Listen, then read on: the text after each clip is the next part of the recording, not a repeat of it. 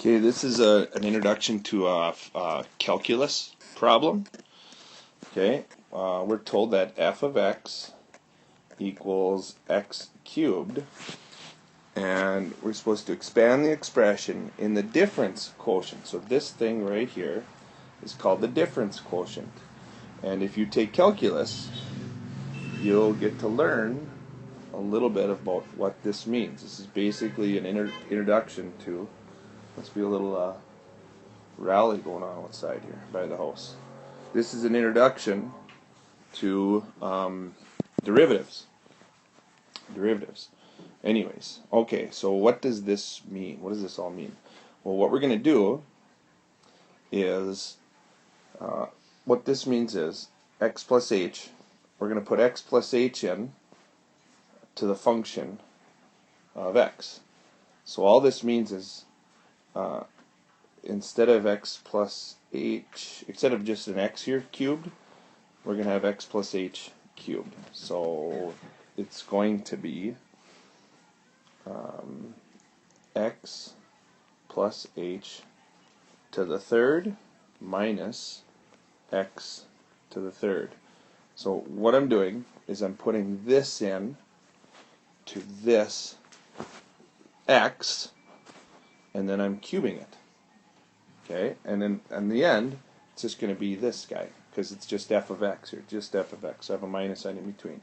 And then underneath this, I have an h. So why do they have this problem, a calculus problem, in this section? Because they want us to expand this to the third power using the shortcut we just learned, and then hopefully when you actually take calculus, you remember how to expand this easily instead of having to try and multiply this out. Okay, we learned our shortcut. So let's just expand this part. We know it's going to be 1, 3. I might need more room since my handwriting's so bad with my finger. 1, 3, 3, 1. Okay, it's going to start x cubed, x squared, x, and then the h will go h cubed, h squared, just an h, and then no h in the first one. Okay, these are all plus signs. I'll put those in. And then in the end, I still have this minus x cubed. Okay, all over h. So we get rid of these ones. They don't add a whole lot. So now we're supposed to simplify this. Well,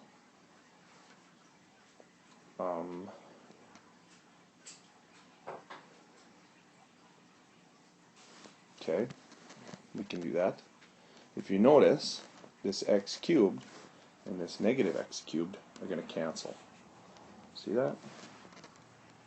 And now h on the bottom, since each of these, since there's a plus sign, we can break them apart. So this would be 3x squared h over h plus 3x h squared over h plus h cubed over h.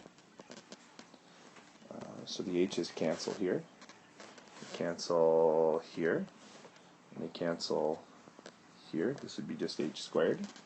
So our answer will be 3x squared plus 3xh plus h.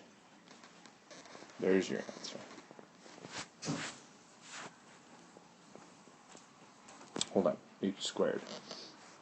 I got it squared up there, forgot about it. So there's your answer. Now, this is only going to work when h is not equal to 0. And you'll learn about that when you get to calculus. And obviously, we couldn't have canceled this out if we had h as a 0 in the denominator. Alright, so this is number 15.